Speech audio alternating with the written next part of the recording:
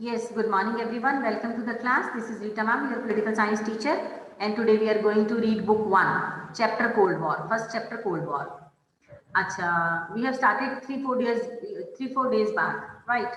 So little this is a time for recapitulation. So let me recall whatever the previous topic we have done. We have done Cuban Missile Crisis. Cuban Missile Crisis only, war नहीं हुई थी. डेट्रेस use किया था south Soviet union ने और America ने, तो war नहीं हुई थी. होती तो थर्ड वर्ल्ड वॉर हो जानी थी, तो काफी मुश्किल हो जानी थी. Then both the powerful countries made alliances. ठीक है, सोवियत यूनियन ने बना लिया अपना ईस्टर्न अलायंस और अमेरिका ने बना लिया अपना western alliance. Western alliance was given the name of NATO and eastern alliance was given the name of Warsaw. NATO के साथ 12 कंट्री और जुड़ गए थे. दोनों में अंदर ही अंदर कोल्ड वॉर चल रही थी. They were preparing their missiles as well as their nuclear bombs. दोनों ही पीछे हटने वाले नहीं थे और अपनी हार नहीं मानने वाले थे. Then other smaller countries also joined the powerful countries. This answer you know the reasons, 4-5 reasons we have done. Why smaller country need the help of bigger country and why bigger country need the help of smaller countries. Then we have done yesterday treaties. फिर उन्होंने कहा चलो थोड़ा सा रास्ते पे आए, ट्रेटीज करें और अपनी आर्म्स को लिमिट करें. जो आर्म रेस चल पड़ी है उसको जरा कंट्रोल कर लें. उसके बाद हमने पढ़ा था NAM, 5 names of founder member of NAM and what was NAM and why other countries joined it. Now today we are going to do NIEO, NIEO, New International Economic Order. Neutrality से पढ़ा था हमने कल के neutral हो जाना, isolate हो जाना, not to join any group, right. So now we are going to do page number 11 बेटा. NIEO, new international economic order. हाँ जी सुखमन, अनम्यूट योरसेल्फ बेटा, start reading. New international economic order. Ma'am जो challenge to bipolarity वो आपने करवा दिया? हाँ वो कल कर लिया था. कल तो पता नहीं घूमने फिरने गई होगी. मैं कल कहाँ थी? चल कोई नहीं, मैं दोबारा करवा. मैम ठीक नहीं थी कल. बाइपोलैरिटी में कुछ नहीं था, मैं तुझे बता. चलो ये मुस्कान करवा देगी, मुस्कान से पूछ लेते, अरमान से पूछ लेते हैं. बाइपोलैरिटी क्या था कि पूरी दुनिया दो वर्ल्ड में बट गई थी. ठीक है, मैं कैमरा करती हूँ बोर्ड की तरफ. मुस्कान तेरे लिए करवा रही हूँ मैं. अब क्या था, पूरी की पूरी दुनिया, the whole world was divided into two worlds. This was bipolar. अब बाइपोलर में एक तरफ यूएस, एक तरफ एसी. जो यूएस था ये बन गया था हमारा वेस्टर्न और ये बन गया था हमारा ईस्टर्न. ठीक है, इधर 12 कंट्रीज और शामिल हो गई और ये था नाटो और ये था हमारा वॉर्सो. ये बाई मतलब दो कंट्रीज में चल रही थी हमारी कोल्ड वॉर. और कभी भी कुछ भी हो सकता था. दोनों के दोनों देश काफी ज्यादा उदास थे एक दूसरे थे, या तो ये पावरफुल हो जाएगा या ये पावरफुल हो जाएगा. और ये दोनों चाहते थे कि हमारी आइडियोलॉजी दुनिया में मानी जाए. नाटो की आइडियोलॉजी थी विच वाज द आइडियोलॉजी, इधर लिख देती हूं. नाटो's आइडियोलॉजी वाज कैपिटलिज्म और Warsaw ideology communism.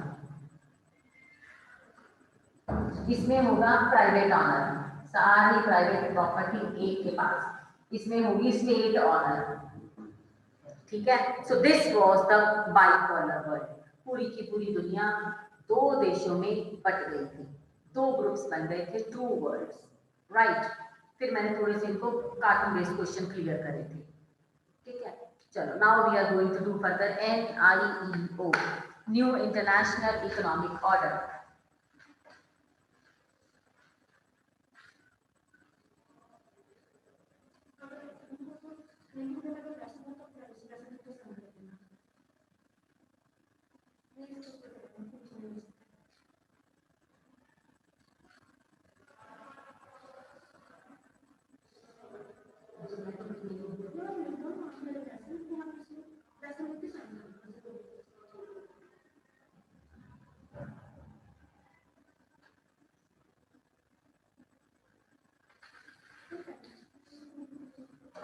Yes, beta. Now I hope these things are clear to you. Okay, चलो अब आगे बढ़ेंगे. अब इसमें आगे क्या है हमारे लिए? New international economic order. Sukhman शुरू कर बेटा. मैं आपको साथ साथ में समझाती हूँ इसमें है क्या. हाँ जी Sukhman.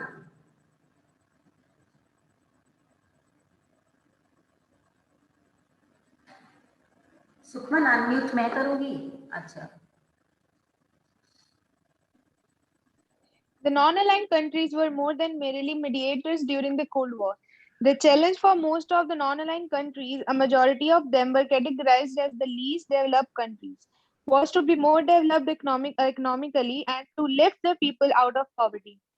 Economic development was also vital for the independence of the new countries. Without sustained development, a country could not be truly free. It would remain dependent on the richer countries, including the colonial powers from which political freedom had been achieved. Yes, very The important lines. Very important lines. पहले इतना clear करो. अब देखो economic order था. अब है new international economic order. इससे पहले था इंटरनेशनल इकोनॉमिक ऑर्डर. अब है new international economic order. It means each and every line is important. Whatever Sukhman has read. Right. अब इसमें है the non-aligned countries were more than merely का meaning लिखो only. Write down its meaning. Merely का meaning लिखो only. अब पता क्या था? अब ना some of the countries are in group 1, other countries are in group 2. जो हम बच गए ना हमारे जैसे इंडिया के, जो हम किसी ग्रुप में नहीं थे, नाम में थे, तो हम लोग बन गए उनके लिए मीडिएटर. एक ग्रुप को समझा रहे हैं, कभी दूसरे ग्रुप को समझा रहे हैं, कभी एक ग्रुप को बोल रहे हैं बट आप मत ऐसा करो, लड़ाई अच्छी नहीं है, कभी दूसरे ग्रुप को बोल रहे हैं, तो हम मीडिएटर बन के रह गए. मीडिएटर समझते हो, जो बीच बचाव करने वाले होते हैं, वो बन के रह गए. अच्छा, the challenge for the most of the non-aligned countries, a majority of them were categorized as LDCs, was to more develop economically and fit their people out of poverty. हमारे लिए सबसे बड़ा चैलेंज पता क्या था? हमारे लिए मतलब लीस्ट डेवलप्ड कंट्रीज, LDC. याद रखना, आज हमेशा नहीं बताने वाली हूँ मैं. LDCs, लीस्ट डेवलप्ड कंट्री, जैसे कि हमारे लिए तो सबसे बड़ा चैलेंज यही था, पावर्टी थी. बहुत ज्यादा हम लोग गरीब थे. हमें इकोनॉमिकली ऊपर उठना था, इकोनॉमिकली फिट होना था. ये सबसे बड़ा चैलेंज था हमारे लिए. ठीक है, तो हम दूसरों को क्या हेल्प करते. तो economic development was also vital for independence of new countries. हम जैसे नए नए बने देशों के लिए इकोनॉमिक डेवलपमेंट बहुत जरूरी थी. Without sustain development a country could not be truly free. It would remain dependent on the richer countries, including the colonial power from which political freedom had been achieved. जब तक हम खुद अपने आप में इंडिपेंडेंट नहीं होते, हम लोग अपने पैरों पर नहीं खड़े हो सकते थे, इकोनॉमिकली रिच नहीं हो सकते थे. फिर हमने हमेशा वैसे ही रहना था जैसे हम शुरू से ब्रिटिशर्स के अंडर थे, उनके ऊपर ही डिपेंडेंट रहना था. तो हमें मतलब इंडिया को and LDCs, other LDCs, least developed countries को इकोनॉमिकली फिट होना था. Show me thumbs up if this paragraph is clear. कुछ नहीं है खास इसमें, बस एक्सप्लेनेशन ही है. Thank you Sukhman, thank you Muskan. Waiting for Arman thumbs up and Isha. Real thumbs up दिखा दो लाइक दिस. चलो आगे चलेंगे. The idea of new international. Isha पढ़ना शुरू करो बेटा, अनम्यूट करो. The idea. Ma'am, on which page number? Page number 11, right side, very beginning. The idea of. Okay, ma'am. The idea of a new international economic order, NIEO, organized with this relation, the United Nations Conference on Trade and Development brought out a report in 1972 and entitled Towards a New Trade Policy for Development. The report proposed as a reform of global trading system so as to, Yes. first point, give the LDs. Now they have made one report. अब इसमें UNCTAD underline करो, highlight करो, short form, and you have to learn this. Okay, अब इसमें है कि इन्होंने एक रिपोर्ट बनाई 1972 में और उस रिपोर्ट का नाम रखा गया towards a new trade policy for development. लो जी, अब डेवलपमेंट के लिए एक पॉलिसी बनी है, ट्रेड हमारा बहुत बढ़िया होगा। अब इस पॉलिसी में क्या क्या बातें हैं, व्हाट आर द ऑब्जेक्टिव्स, शर्तें क्या है पॉलिसी बनाई है। इस पहले तो मेन शर्त तो यही होगी कि इकोनॉमिकली रिच होना, इकोनॉमिकली हमें बहुत बढ़िया होना। और देखते हैं कि और इनमें आखिर जो लीस्ट डेवलप्ड कंट्रीज हैं, LDCs हैं, उनके लिए क्या क्या बातें कहती हैं। अरमान, अनम्यूट योरसेल्फ, पढ़ो बेटा first point. Give the LDCs control over their natural resources exploited by the development of Western countries. Next, Obtain access to Western markets so that the LDCs could sell their products and therefore make trade more beneficial for the poorer countries. Reduce the cost of technology from the Western countries and provide the LDCs with a greater role in international economic institutions. ठीक है, ये चार बातें थी जो LDCs मानेगी ताकि वो लोग इकोनॉमिकली रिच हो जाएं and power should be in their hands in somehow. तो ये चार बातें 1972 में जो पॉलिसी बनी, पॉलिसी का नाम था, रिपोर्ट का नाम था towards a new trade policy for development. These were the 4 things. But gradually, धीरे धीरे क्या हुआ, मुस्कान अनम्यूट योरसेल्फ, रीड बेटा further. Gradually, Gradually, the nature of non-alignment changed to give greater importance to economic issues. In 1961, at the first summit in Belgrade, economic issues had not been very important. By the mid-1970s, they had become the most important issues. As a result, NAM became an economic pressure group. By the late 1980s, however, the neo initiative had faded, mainly of the stiff opposition from the developed countries who acted as a united group, while the non-aligned countries struggled to maintain the unity in the face of this opposition. yes, gradually the nature of non-aligned movement changed, greater time importance of economic issues। अब जो NAM वाले लोग थे, धीरे धीरे उन्होंने अपनी जो इम्पोर्टेंस थी सिर्फ इकोनॉमिक तरीके को लेकर ले ली कि इकोनॉमिकली हमें रिच होना है। वन मोर थिंग, जो 1961 में पहला समिट हुआ था NAM का बेलग्रेड में, they had the most important issue. इसमें NAM ने NAM बन गया था इकोनॉमिक प्रेशर ग्रुप, यानी कि इकोनॉमिक हमें आगे आने के लिए हम लोगों पर, अदर कंट्रीज पर प्रेशर डालेंगे because of stiff competition for the developed countries. हम बहुत पीछे थे जापान से, अमेरिका से हम बहुत पीछे थे, हम चाइना से बहुत पीछे थे। तो इकोनॉमिकली हमें रिच होने के लिए सबसे पहली बात ये थी कि इन चीजों पर प्रेशराइज करके हम लोग रिच हो सके। ठीक है, ये थी NIO, NIEO, इसकी ऑब्जेक्टिव्स, इनकी report and what was the criteria for non aligned. ठीक है, चलो next page, India and cold war. लो जी, कोल्ड वॉर में इंडिया कहाँ पर है? पहली बात तो हम है ही नहीं थे कहीं। कोल्ड वॉर चल रही है, चलती रहे, अमेरिका में, सोवियत यूनियन में, वो जो लड़ते हैं लड़ने दो, करते हैं करने दो, हम मीडिएटर से थे, जरा समझा देते थे बस, और कुछ नहीं कर सकते थे हम। और हमने कौन सा ग्रुप फॉलो किया था ईशा? ईशा अनम्यूट कर, ईस्टर्न और वेस्टर्न? ईस्टर्न। ईस्टर्न ग्रुप, अच्छा, किसका था ईस्टर्न ग्रुप? Ma'am Japan. अच्छा, कॉन्फिडेंट।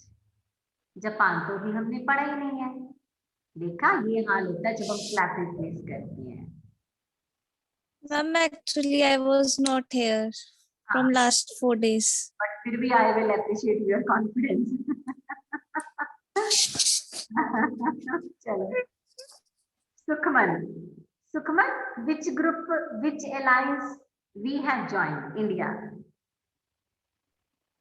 मैम कोई भी नहीं। वेरी गुड, हमने कोई ग्रुप ज्वाइन नहीं किया था। जापान कहाँ कर लेते हैं हम? जापान पहली बात तो बेचारा खुद से बार में हिरोशिमा नागासाकी को बर्बाद कर बैठा था, हम जापान में कहाँ जाते हैं ईशा? तो हम किसी ग्रुप में नहीं गए थे। हमने क्या फॉलो किया था, अरमान बताएगा। अरमान, अनम्यूट योरसेल्फ।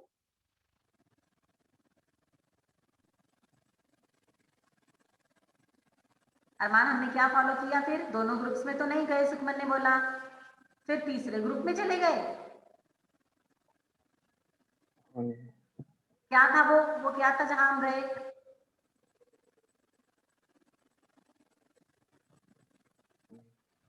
नैम, हम लोग नैम में चले गए, ठीक है। तो नैम मतलब नॉन अलाइंड मूवमेंट, हम किसी ग्रुप में अलाइन नहीं हुए थे। अब देखते हैं इंडिया एंड कोल्ड वॉर और हम कहाँ पर हैं और हमारा क्या रोल था।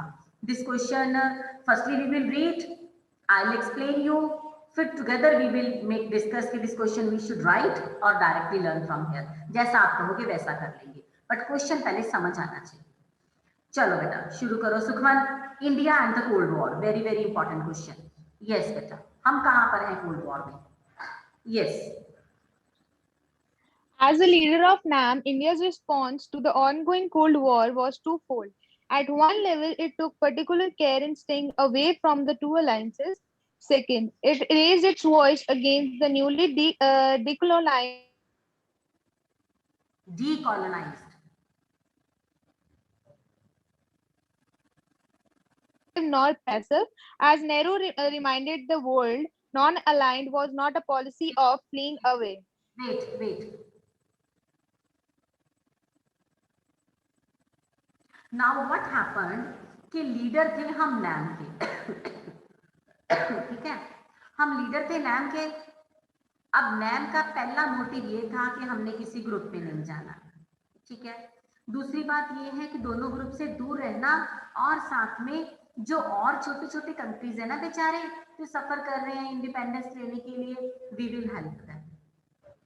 Now make 2 points. What were the main objectives of NAM? Underline करो। पहला आप करो staying away from the two alliances. दोनों alliances से दूर रहना, ईस्टर्न और वेस्टर्न। दूसरी बात सेकंड इन्होंने लिखा ही हुआ है, it raised its voice against the new decolonized countries. जो नए नए ग्रुप बने हैं, नए नए कंट्रीज बने हैं हमारे जैसे, हम उनकी भी हेल्प करेंगे। क्योंकि जो चीज कहते किसी ने पेन फील किया हो ना, वही समझ सकता है दूसरे का पेन। तो हमने इंडिपेंडेंस जब ली तो we have faced the trauma and tragic condition of that time. उसके बाद अगर श्रीलंका ब्राजील से कुछ होता है ऐसा कॉलोनाइज्ड करके, तो हम समझ सकते थे कि जिस तरह ब्रिटिशर्स ने हमारे साथ किया वैसी ही कुछ उन पे बीत रही होगी, तो हम उनके साथ थे, उनकी हेल्प करने के लिए। ये दो मेन मोटिव थे नैम के, one staying away from the two alliances and second to help the other countries to get independence. Show me thumbs up if it is clear to you. चलो thank you very much बेटा। चलो सुखमन आगे पढ़ो बेटा। India's policy, India's policy was neither negative nor passive. As Nehru reminded the world, non-alignment was not a policy of fleeing away. On the contrary, India was in favor of actively intervening in world affairs to soften Cold War rivalries. India tried to reduce the differences between the alliances and thereby prevent differences from escalating into a full-scale war. India diplomats and leaders were often used to communicate and mediate between Cold War rivals, such as in the Korean War in the early 1950s. Nehru ji हमारे head थे जब NAM बना था, तो NAM का मतलब ये नहीं था कि हम भाग गए, हम दोनों से डर के भाग गए। इसका मतलब ये था कि हम दोनों से दूर रहेंगे और अपनी सारी कंसंट्रेशन, अपना पैसा, अपनी एनर्जी डेवलपिंग कामों में लगाएंगे ताकि इंडिया की इकोनॉमिक कंडीशन सुधर सके। तो इंडिया ने ये सारे के सारे डिफरेंसेस रिड्यूस करने का सोचा था और साथ में उनकी हेल्प करने की सोची जो इस बीच कोरियन वॉर हो गई थी 1950s में। याद है? पिछले पेज पे आना जरा, भूलना नहीं है इसको, 1 मार्क आंसर। मैं बहुत जोर लगा रही हूँ इस कोल्ड वॉर चैप्टर पे ताकि आपको याद रहे। ये थी 3 वॉर्स, कहाँ पढ़ी थी हमने? छोटी छोटी 3 वॉर्स कोरिया की। देखें तो जरा कोई हेल्प कर पाता है? मुस्कान कहाँ पढ़ी थी तीनों वॉर? पेज नंबर मैंने कहा था अंडरलाइन भी करोगे आप। ईशा है ना क्लास में, तो मैंने कहा उसको भी बता दिया आज। Tell me page number 3 Korean wars. Muskan unmute करूं मैं? पता चला तुझे? Sukhman unmute yourself. Ma'am page 7 पे है। पेज 7 पे चलो चलते हैं पेज 7 पे। Arenas of the Cold War, cold war, Berlin, Congo. yes, thank you. In Korean War 50-53, 58-62 और 60s कॉन्गो, ये 3 कोरियन वॉर है, याद रखना। योर 1 मार्क है, ठीक है। ईशा आ जाएगी तो मैंने बोला ईशा को भी याद बता दे। चलो सुखमन आगे पढ़ बेटा।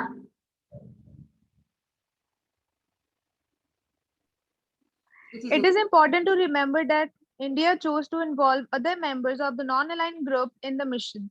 During the Cold War, India rapidly tried to activate those regional and international organizations which were not a part of the alliances led by the US and USSR.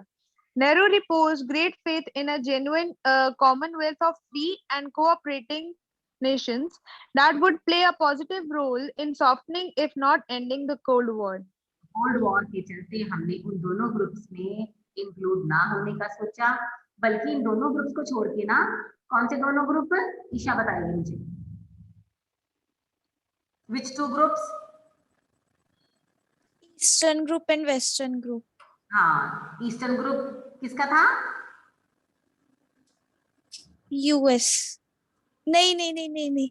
Soviet union. Eastern group was of Soviet Union and Western is of USA. हाँ, तो दोनों group में ना जाने का छोड़ा, सोचा। तो इसका मतलब ये नहीं कि दोनों ग्रुप में नहीं गए तो हम किसी ग्रुप में भी नहीं गए, हम उन ग्रुप में चले गए जो देश को स्टेबल करने की कोशिश कर रहे थे, जो देश के लिए इकोनॉमिक रिसर्च कर रहे थे, those who were trying to develop the growth of the countries। तो इसका मतलब हम डर नहीं गए, अंदर के भाग नहीं गए दोनों ग्रुप से, हम उन ग्रुप में शामिल हो गए जो कोल्ड वॉर को सॉफ्टन करता था, सॉफ्ट बनाता था, कोल्ड वॉर को खत्म कर रहा होता था, ठीक है। चलो, तो ये ऐसा कुछ नहीं था कि नॉन अलाइन। बहुत से देश ये कहते हैं कि इंडिया डर के भाग गया था, किसी देश में तो रहता, किसी ग्रुप में तो रहता। बहुत से कंट्रीज तब ये सोचते थे, 1947 की बात है, कि इंडिया डर गया, दोनों ग्रुप्स में नहीं गया, पर हम डरे नहीं थे। हमने अपना दिमाग, कंसंट्रेशन, एनर्जी, पैसा डेवलपिंग कामों में लगा ली थी। चलो सुखमन कंटिन्यू बेटा। Non-alignment was not, as some suggest, a noble international cause which had little to do with India's real interests. A non-aligned posture also served India's interest very directly in at least 2 ways. First, non-alignment allowed India to take international decisions and stances that served its interest rather than the interest of the superpowers and their allies. Yes. Second, हमने super power और allies में interest लेने के बजाय हमने international decision लिए, ये पहली बात करी। हाँ जी सुखमन, दूसरी बात हमने क्या करी? India was often able to balance one superpower against the other. If India felt ignored or unduly pressurized by one superpower, it would tilt towards the other. Neither alliance system could take India for granted or bully it. अच्छा, ये भी हमारी कलाकारी थी, ये भी हमारा art था कि हम दोनों ग्रुप में नहीं गए तो हम दोनों को दुश्मन भी नहीं बनाया। अगर हम एक भी ग्रुप की तरफ थोड़ा सा टिल्ट हो जाते ना, टिल्ट मतलब थोड़ा सा झुक जाते, टेढ़ा हो जाते, तो दूसरे ग्रुप को हमने दुश्मन बना लेना था। तो ये भी हमारी स्मार्टनेस थी कि हमने दोनों ग्रुप में बैलेंस रखा और दोनों को ज्वाइन भी नहीं करा, ये दूसरी बात थी। चलो मुस्कान आगे पढ़ो बेटा।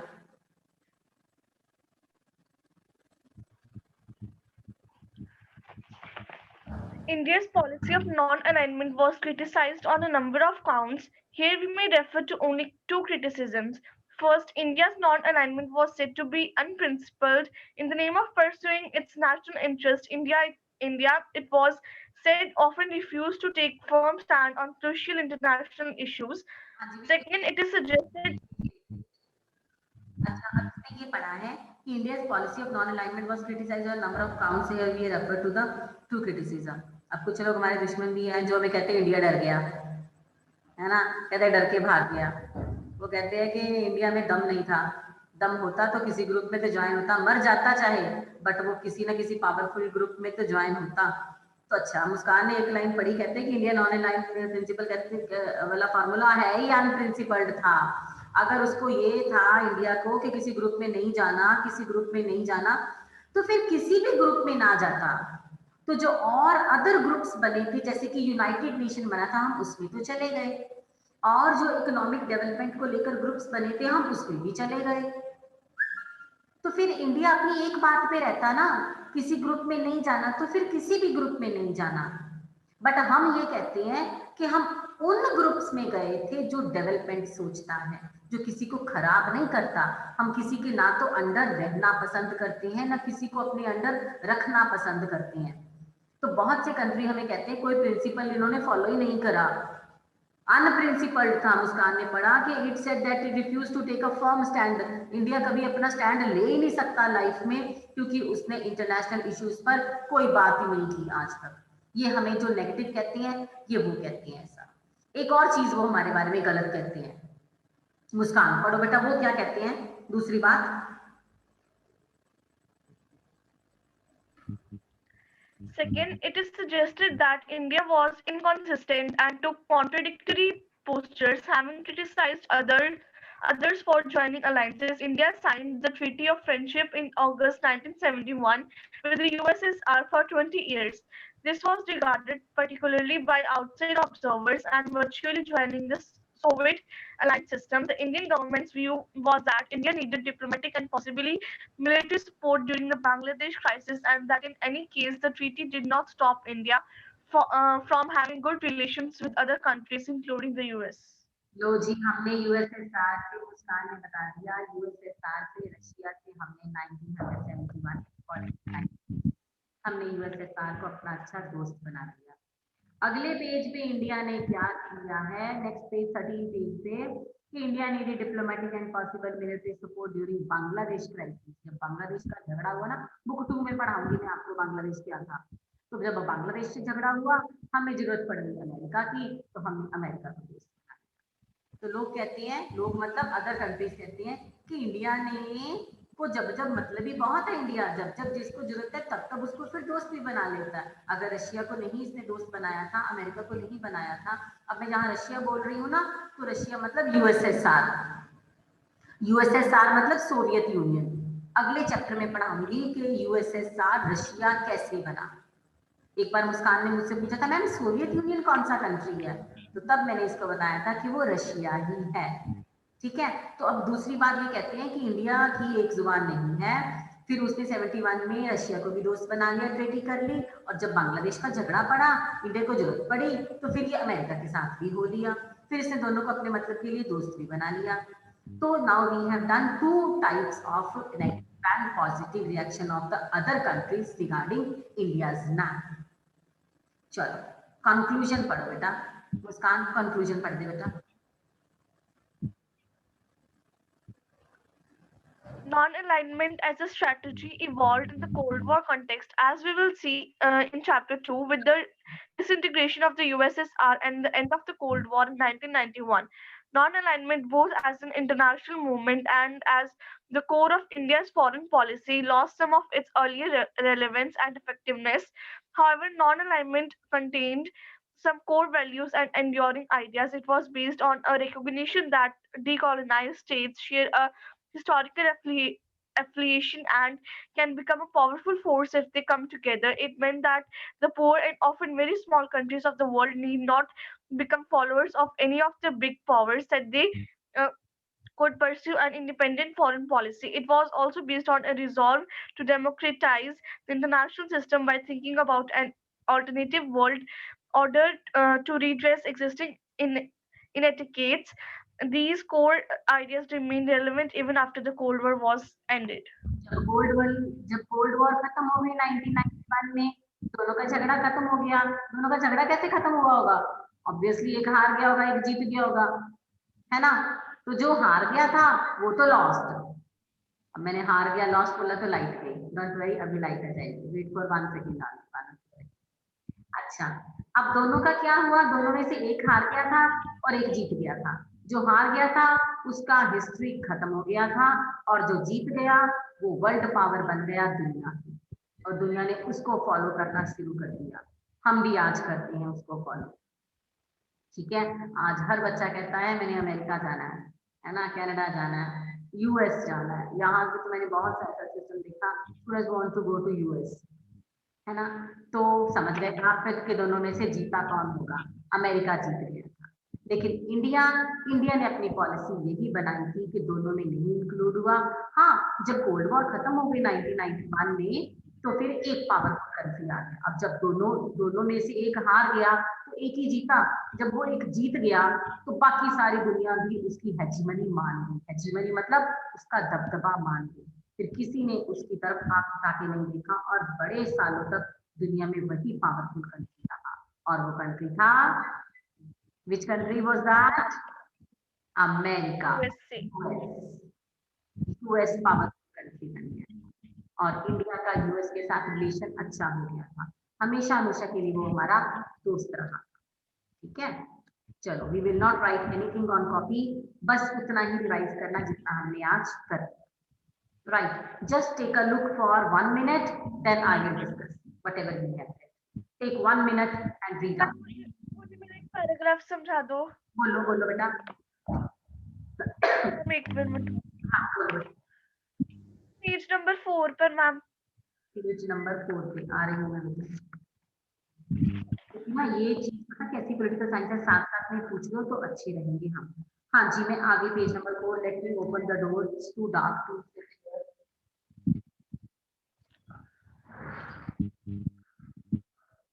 यस बेटा, अब बोलो। मैम सेकंड पैराग्राफ, हाँ 9th लाइन।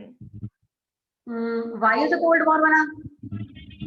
हाँ, while the Cold War की 9th line, the logic is simple yet powerful। हाँ, मैं सारी बता देती हूँ। Why the Cold War was an outcome of emergence of the US and USSR, two superpowers rival to each other. It was also rooted that the understanding that the destruction caused by use of atom bombs was too costly for any country to bear. अब दोनों के दोनों देश अगर हमला करने वाले हैं तो उनको ये लगता था यार खर्चा तो बहुत होगा, जिसपे बॉम्ब फेंकेंगे वो तो बर्बाद होगा, जो बॉम्ब फेंकेगा जो कंट्री बर्बाद वो भी होगा। अच्छा, the logic was simple yet powerful. Two rivalries are possession in the nuclear weapon capable to inflicting death and destruction unacceptable to each other. दोनों ये मानते थे कि उनका जो है वो ये कनेक्शन जो है वो फुल फ्लेज वॉर में नहीं बदलेगा। इतना सब कुछ होते हुए भी रिस्क इतना ज्यादा था कि पॉलिटिकल गेम दोनों को ही फायदा नहीं होता था। मतलब ये अटैक करने से पहले ही दोनों के दिमाग में आ गया था अटैक करने का कोई फायदा नहीं। राइट, आपको मेरी बात समझ आई? मतलब उन्होंने यही डिसाइड करा था कि कोई किसी पर बॉम्ब नहीं फेंकेगा, कोई किसी पर अटैक नहीं करेगा। आपको पता है इससे बात क्या है कि इसमें डेटरेंस वाली भी बात है। दोनों एक दूसरे को पावरफुल मानते थे, दोनों डरते थे। वो तो एंड में फिर अचानक पता नहीं अमेरिका का दिमाग खराब हो गया कि क्या हो गया और अमेरिका ने जापान पर बॉम्ब फेंका, वरना ऐसा फेंकने नहीं थे। बॉम्ब फेंकने का कोई मतलब बनता नहीं था। तो Japan was about to surrender. Japan तो छोटा सा प्यारा सा नाजुक सा देश है, शर्मीला सा, वो तो खुद ही सरेंडर करने वाला था, डर गया था वर्ल्ड वॉर से। बट अमेरिका नहीं माना, वो कहता था मैं पूरी दुनिया में अपनी आंख जमा के रखूंगा। इसीलिए उसको डराने के लिए वो अपनी पावर को शो करना चाहता था, वो अपनी पावर शो करना चाहता था पूरी दुनिया को, हेजीमनी अपना दबदबा दिखाना चाहता था कि जापान को डरने से बाकी भी दुनिया डर जाए। इसीलिए उसने बॉम्ब, वरना दोनों नहीं मानते। खराब तो बॉम्ब फूटेगा, लाखों करोड़ों का। तो इस पैराग्राफ में ये बताया। Now if you are asking me doubt, previous term is क्या है इसका मतलब? फिर आप पढ़ रहे हो और आप लर्न कर रहे हो, रिवाइज भी कर रहे हो। चलो, नाउ नथिंग टू राइट, लिखना कुछ नहीं है, only and only revise the pages, revise full chapter. आज चैप्टर खत्म हो गया, फुल चैप्टर रिवाइज कर लो, then I will tell you map question, cartoon based question और एनसीईआरटी क्वेश्चन। कल से लिखना शुरू कर दिए, आज कुछ नहीं लिखना, बट हाँ make sure my good students that you will revise full chapter. कोई दिक्कत है, डाउट है तो मुझसे कल ही पूछ लेना, उसके बाद ज्यादा दूर जाएंगे तो फिर नहीं करवा पाऊंगी। ठीक है बेटा? चलो, thank you very much, thank you so much and I am going to end up the class. Thank you बेटा, थैंक यू।